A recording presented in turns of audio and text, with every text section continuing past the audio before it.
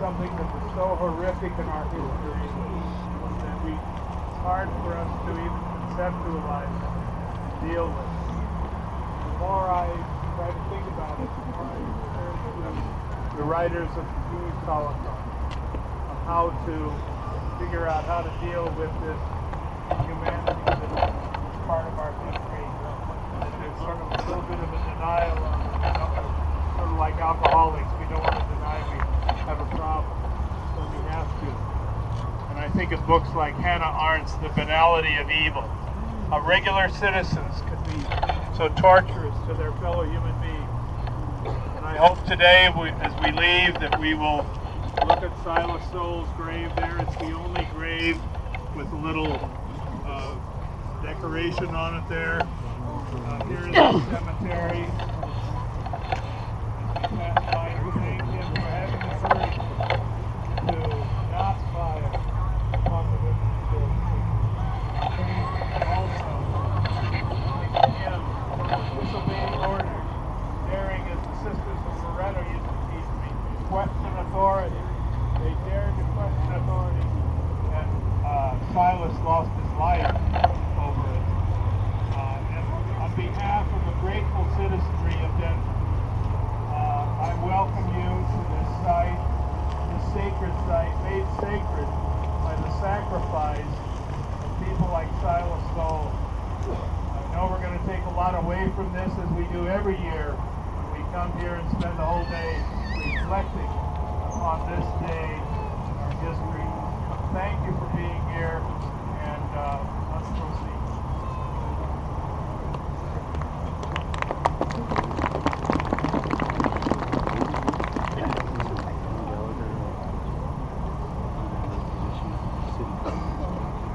I understand one of the descendants of Silas Soule is here. Her name is June. Can you come on up? The other descendant is Byron Strom. Please come on up.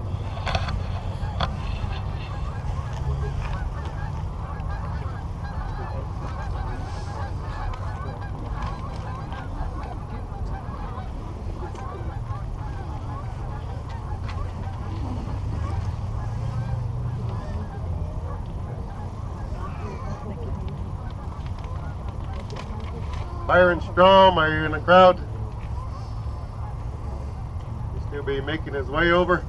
This is June Riley, and I just opened it up to her to see if she had any comments this morning. Appreciate her attendance, unexpected.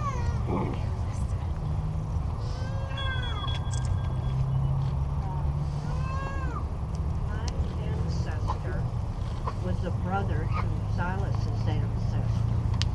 So I don't know what that makes me, some kind of a cousin that's 10 times removed maybe. But I'm so proud to carry some of the same genes as he. And I like to think that I had been there where he was, that I would have made the same decision. And I'm so proud to look at his grave and to be here with you. Whoa.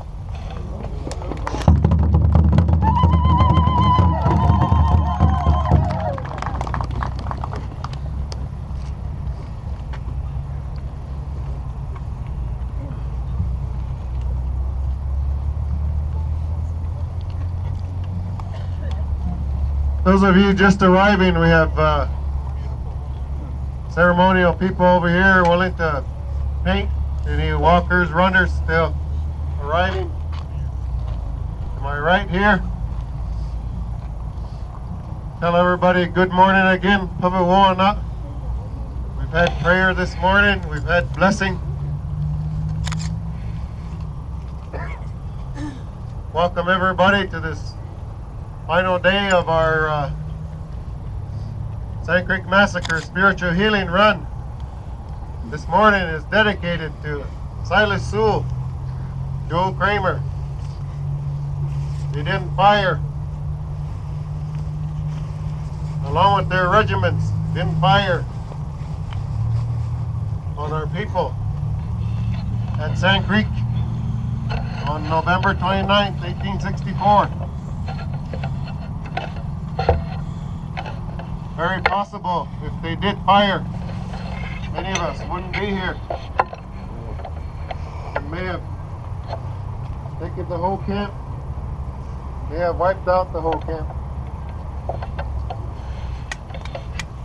We owe that to Silas, Soule, Joe Cramer, and their regiments.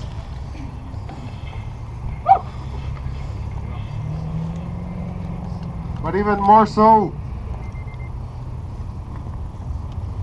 when the congressional acts to establish the Sand Creek Massacre National Historic Site, when the acts were on the hill, Capitol Hill,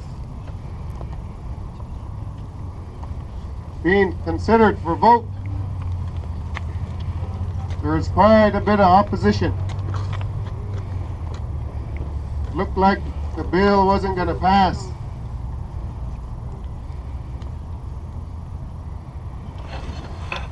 And so happened, the owner of the affidavits that Silas Soule and Joe Cramer wrote, the owner released them the day before the hearing on Capitol Hill.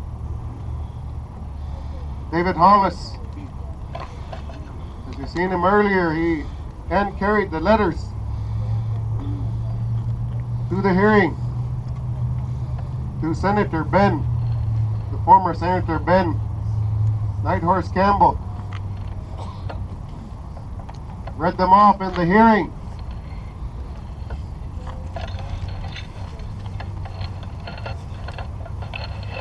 And the vote went unanimous.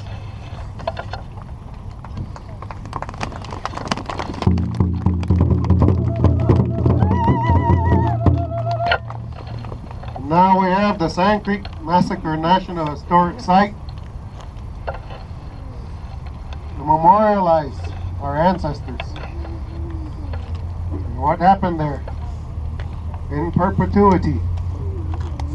It allows us to go down there and honor them in the way that our tribes want to, the Cheyenne and Arapaho, the way we need to.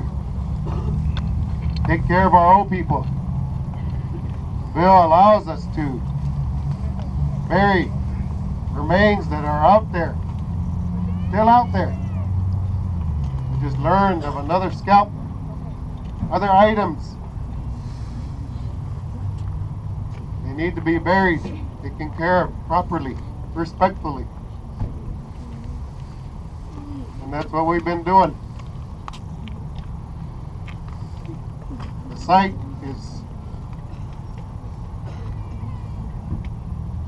the largest in the National Park Service, over 12,000 acres, and it's the only one, the only park that is remembered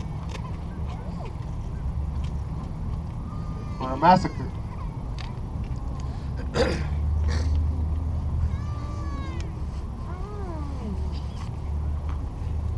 So this morning is dedicated to Silas Soule, Captain Silas Soule, Lieutenant Joe Cramer. We'll now have a flag song. No one hits so in the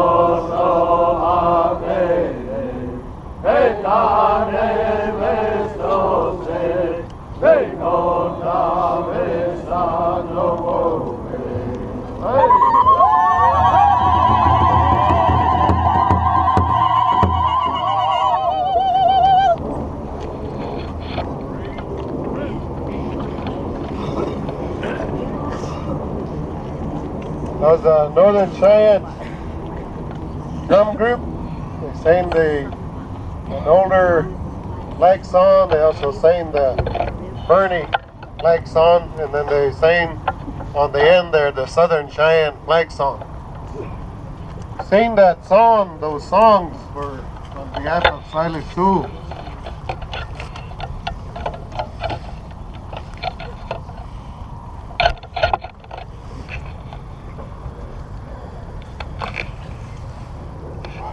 When our old people raised the U.S. flag and the white flag of truce, November 29th, 1864, Captain Silas Soule and Joe Cramer, Lieutenant Joe Cramer, they didn't fire on our people.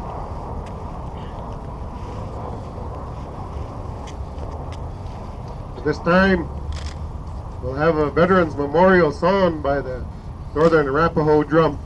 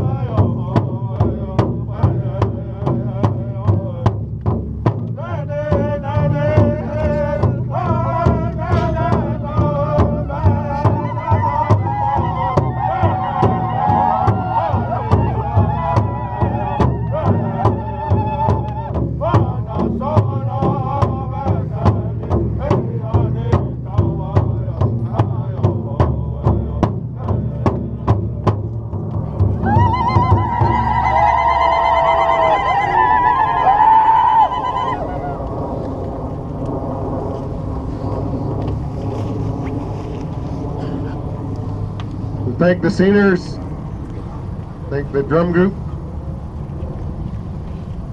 So to let everybody know, Byron Strom just showed up, descendant of Silas Soule.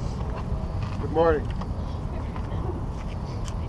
You'll hear from Byron Strom at the Capitol.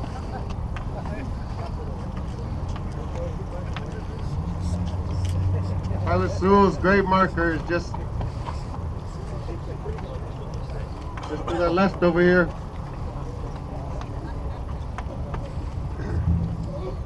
This time, this is going to conclude the event this morning here. I want to allow our runners, walkers, plenty of time to get in position, and all the supporters, friends, make their way back. Can we have the Eagle staff in front here? Eagle staff in front here. Eagle staff. We'll have the runners line up. Am I right? Have all the runners and walkers. Yes, you may. Can I get a short statement from you? Because I'm not going to be able to be at the Capitol. Okay. What I'm going to do is read the letter. Oh, okay. Silas's letter. Can you do that for me? Can I read it? Right now? It's a long letter. Well, just a statement would be fine then. Okay. Yes. Where are you from? I'm from Denver. Okay. Originally from Trinidad, Colorado, Apache. Okay. Yes. I come from Taos Pueblo. Yes. Mexico, yes. Yeah. Okay. So can I just get a statement from you as a descendant of? Sure. Okay, go ahead. We're honored to honor you. I'm honored to have that honor. I had no idea in 2003 when I learned that they were going to meet here that the Indians were honoring Silas, and that was amazing to me. Yeah. Thanks for coming.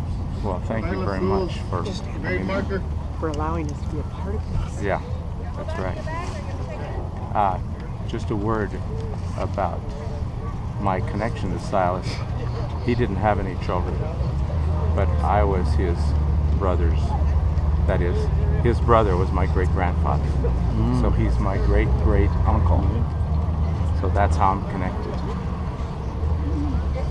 Okay. Can you say something about how you feel about what he did not do that day by not bringing his men into the...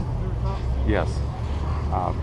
Sometimes I put myself in his place, and I wonder, would I be able to do what he did? It was a very courageous thing to do, but I think it was built into him to do the right thing. And I hope that it would be built into me to do the right thing as well.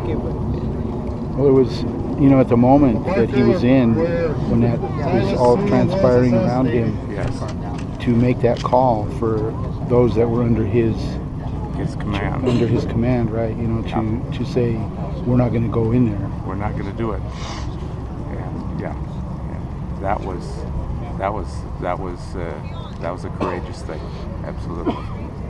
Well, it's an honor to meet you. And tell me your name. Antonio Sanchez. Antonio. Yes. Glad to meet you. Same here. Okay. And this is Sid Becky. Quintana. Thank you for being here. Glad to meet you. Thank you very much. Thank you very much. I'm David Kelly, Los Angeles Times. Nice to meet you. Yes. What's your name again? Are you Strong? Strong. Byron. Joe, Big Medicine, are you still in the crowd? Let's do honorable him. And you're the great? I'm the great nephew. So my great grandfather's brother was Silas. Okay. Okay, do we have all the staffs in front? Can you raise them up? I want to hear all of our descendants, supporters, friends, relatives. I want to hear all of you. Beat the rush. He's great.